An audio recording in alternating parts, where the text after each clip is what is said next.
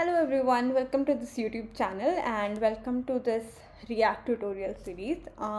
Last video में हम लोगों ने ये कवर किया था कि अगर आप किसी स्टेट वेरिएबल की वैल्यू को एज अ ऑब्जेक्ट सेट करते हो तो वो किस तरह से वर्क करता है. लाइक आप उसको रेंडर किस तरह से करते हो, अगर आपको उसकी वैल्यू को अपडेट करना हो तो आप किस तरह से अपडेट करते हो. ठीक है, इन दिस वीडियो हम लोग ये चेक करेंगे कि अगर हम किसी स्टेट वेरिएबल की वैल्यू अगर कुछ सेट करते हैं और अगर हमारे को उसके अंदर कोई न्यू प्रॉपर्टी ऐड करना हो, ठीक है, तो हम उसकी वैल्यू को मॉडिफाई कैसे करेंगे. और बेस्ड ऑन यूज़र इनपुट, अगर हमको कोई न्यू वैल्यू अपडेट करनी है और हमको यूज़र के इनपुट को लेकर के उस न्यू प्रॉपर्टी को सेट करना ऑब्जेक्ट के अंदर, तो आप वो सब किस तरह से करोगे.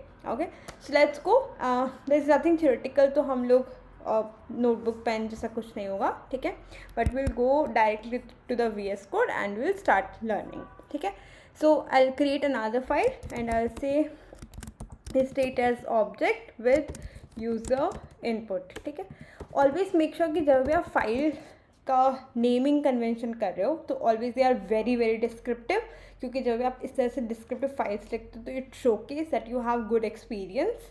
एंड मतलब क्योंकि अगर आपके फंक्शंस और फाइल नेम्स इतने अच्छे होते हैं तो nobody has to go through inside it कि मतलब वो कंपोनेंट या वो फंक्शन क्या करता होगा. उसका नेम ही सफिशिएंट इनफ होगा हमेशा टू अंडरस्टैंड कि उसका यूजेज क्या है.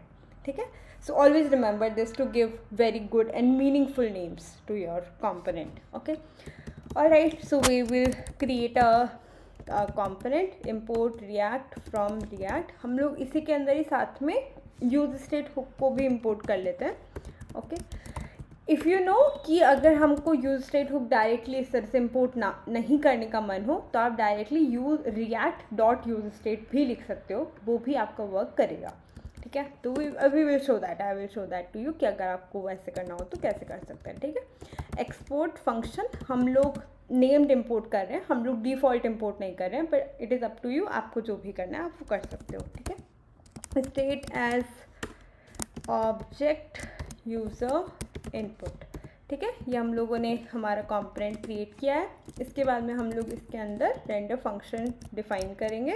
रेंडर फंक्शन नहीं होता है इसके अंदर, रिटर्न फंक्शन होता है. Render function is basically inside your react, inside your class components. ठीक है, तो आपको यहाँ पे रिटर्न फंक्शन इस तरह से आप लोग लिख सकते हो. ठीक है, और फिर इसके अंदर आप लोग आपका जो भी HTML है एक बेसिक एक हेडिंग लिख देते हैं so that we know that हमारे कंपोनेंट क्या करता है. State as object with user input. ठीक है, ये हम लोग का कंपोनेंट हम लोगों ने क्रिएट कर लिया.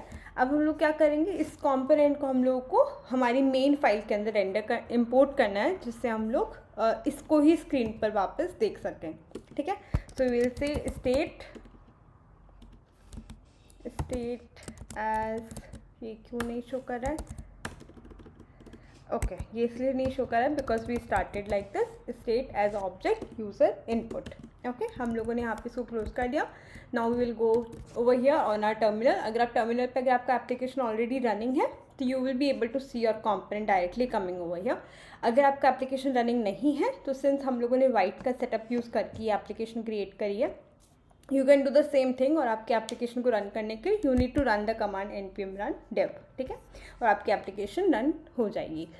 After this one will create the state function, we will create the state variable. यहाँ पर हम लोग लिखते हैं user and then set user and then उसके बाद हम लोग लिखेंगे, आप चाहो तो react डॉट यूज स्टेट भी लिख सकते हो. ठीक है, ये भी वर्क करता है. इट्स जस्ट दैट कि अगर आपको react डॉट हर जगह नहीं लिखना है तो इस वजह से वो सेपरेटली भी अवेलेबल होता है. ओके, हम लोग फर्स्ट प्रॉपर्टी लेते हैं नेम. हम लोग नेम डिफाइन करते हैं एज जॉन एंड देन हम अनदर प्रॉपर्टी लेते हैं which is age. Okay, age is 30. Okay, यहाँ पर अब हम लोग वो सारी वैल्यूज़ को एंटर करते हैं कि क्या क्या हम लोग प्रॉपर्टीज़ को डिस्प्ले कर रहे हैं. Okay, so H3 for example, name हम लोग डिस्प्ले करना चाहते हैं as user dot name. Okay, जब भी आपको इस JSX के अंदर आपको आपका जावास्क्रिप्ट के वेरिएबल्स को यूज़ करना है तो you will always be doing inside these curly brackets. ठीक है, तो ये हम लोगों ने ऐड कर दिया। इन द सेम वे हम लोग यहाँ पे यूज़र डॉट एज को भी रेंडर कर सकते हैं। Let's go back and see, आपका आउटपुट यहाँ पे आ रहा है that you have your name, John value आ रही है, and then you have your age age 30 also, ठीक है। अदर देन दिस वन मैं ये चाहती हूँ कि यहाँ पर एक और वैल्यू आए विच इज़ ईमेल, ठीक है। यहाँ पर आपका ईमेल आए user dot email, but currently आपके पास में ईमेल अवेलेबल नहीं है, इसलिए वो ब्लैंक शो करेगा, ठीक है। इसलिए वो आपको यहाँ पे कुछ भी शो डिस्प्ले नहीं करेगा, ओके। अगर आपको ईमेल की वैल्यू ऐड करवानी है तो अब हम क्या करेंगे, यहाँ पर आफ्टर दिस जो भी आप प्रिंट कर रहे हो इसके बाद में आप क्या करोगे, ठीक है, आप लोग यहाँ पर डिफाइन करोगे कोई भी एक इनपुट फील्ड हम लोग सबसे पहले डिफाइन करेंगे जहाँ पर यूज़र आकर के अपना इनपुट प्रोवाइड कर सके, और फिर उसके बाद में बेस्ड ऑन वो जो भी इनपुट प्रोवाइड करेगा हम उसको ऑब्जेक्ट के अंदर वैल्यू को सेट कर देंगे, ठीक है। ठीक है, तो we will define our input field over here. अगर आप कैसे स्टार्ट कर सकते हो, जब भी आपको इनपुट फील्ड डिफाइन करना है सबसे पहले मोस्ट इंपॉर्टेंट एट्रीब्यूट जिसके अंदर होता है दैट इज़ टाइप, ठीक है। कि आप किस टाइप का इनपुट फील्ड एक्सेप्ट कर रहे हो, कि आप एक नॉर्मल टेक्स्ट है या एक कोई ईमेल है या फिर कैलेंडर है, डेट है, टाइम है, या फिर इट्स अ पासवर्ड, और किस टाइप का इनपुट फील्ड है आपका वो आपको डिफाइन करना होता है। सो यू विल से कि हम करेंटली ईमेल ऐड करना चाहते हैं, ठीक है। देन यू कैन गिव कि आपका नेम क्या होगा फील्ड के अंदर। So you will say once again कि हाँ ये एक ईमेल वैल्यू होगी, you have given some name. जैसे आप नेम दे सकते हो, आप आईडी भी दे सकते हो यहाँ पर, ठीक है। तो अभी के लिए हम लोग बस नेम देते हैं, ठीक है। एंड अदर देन दिस हम लोग इसके अंदर देंगे वैल्यू, ठीक है, जो हम लोग की मोस्ट इंपॉर्टेंट पार्ट है कि जो इसकी डिफ़ॉल्ट वैल्यू है, या फिर जब आप इसके अंदर टाइप करोगे तो वो वैल्यू क्या सेट होकर के क्या उसके अंदर दिखेगी। तो उसके लिए हम लोग लिखते हैं यूज़र डॉट ईमेल, ठीक है। तो जब आप डायरेक्टली इस तरह से एक्सेस करते हो तो ये कोड के पर्सपेक्टिव से अच्छा नहीं दिखता है, बिकॉज आप किसी वैल्यू को एक्सेस कर रहे हो पर वो वैल्यू एक्चुअली में एग्जिस्ट करती नहीं है, ठीक है। तो हम लोग क्या कर सकते हैं, यहाँ पे आप ईमेल फील्ड को प्रॉपर्टी को डिफाइन कर दो, but you can keep it as empty value, ठीक है। आप एम्प्टी वैल्यू को रख सकते हो, ओके। या आपने यहाँ पे value field value attribute define किया। अदर देन दिस वन हम लोग इसके अंदर प्लेस होल्डर डिफाइन कर सकते हैं कि हाँ यार लाइक एंटर ईमेल, ऐसे करके आप ये डिफाइन कर सकते हो, ठीक है। और हम लोग क्या कर सकते हैं, फाइनली लास्ट हम लोग एक और फील्ड ऐड करेंगे that is your on change function, ठीक है। कि जब भी आप इसके अंदर वैल्यू को फिल करोगे, जब भी यूज़र इसके अंदर टाइप करेगा तो वो किस तरह से रिएक्ट करेगा, किस तरह से उसकी वैल्यू को हैंडल किया जाएगा, ठीक है। सो हैंडल ईमेल चेंज, ठीक है। ये हम लोगों ने यहाँ पे फंक्शन को डिफाइन कर दिया, ओके। जब भी आप फंक्शन को डिफाइन करोगे you have to make sure कि जब भी आपने फंक्शन को यूज़ किया तो आपको मेक श्योर करना है कि आप उस फंक्शन को डिफाइन भी कर रहे हो, ठीक है। So const handle email change, and then हम लोग यहाँ पे फंक्शन डिफाइन करेंगे, ठीक है। और यहाँ पर अब हम लोग जो भी हम लोग को इनसाइड दिस फंक्शन हम लोग करना है वो हम इस फंक्शन के अंदर यहाँ पे डिफाइन कर सकते हैं, ठीक है।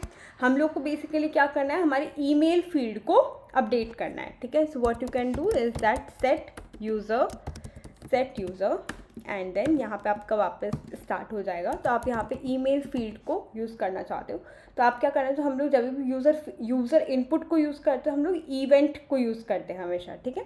So you need to first of all accept event over here, यहाँ पे आप इवेंट को एक्सेप्ट करोगे, ठीक है। और फिर आप उसकी वैल्यू को event dot target dot value, इस वैल्यू का आप एक्सेस कर सकते हो, ठीक है।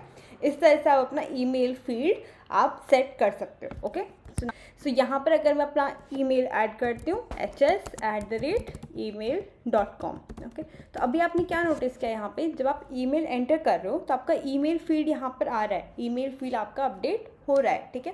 पर उसके साथ में प्रॉब्लम क्या हो रही है कि जो आपका जो नेम एज फील्ड है उनकी वैल्यूज़ डिसअपेयर हो जा रही है, उनकी वैल्यूज़ कम्प्लीटली एम्प्टी हो जा रही है, ठीक है।